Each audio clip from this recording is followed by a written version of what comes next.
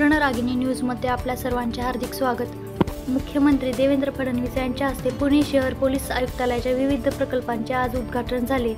यावेळी त्यांनी लोहगाव, लक्ष्मीनगर, नरे, मांजरी आणि येवलेवाडी येथे 5 नवीन पोलीस स्टेशन मंजूर करण्याची घोषणा केली।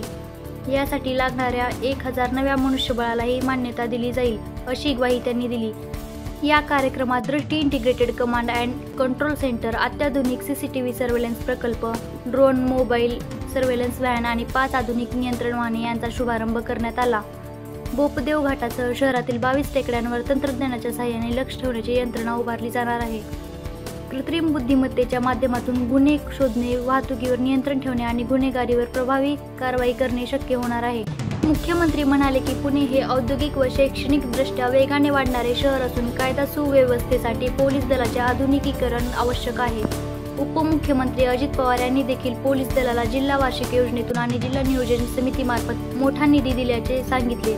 त्यांनी नागरिकांना कायदा व सुव्यवस्था राखण्यात पोलीस दलाला सहकार्य करण्याचे आवाहन केले।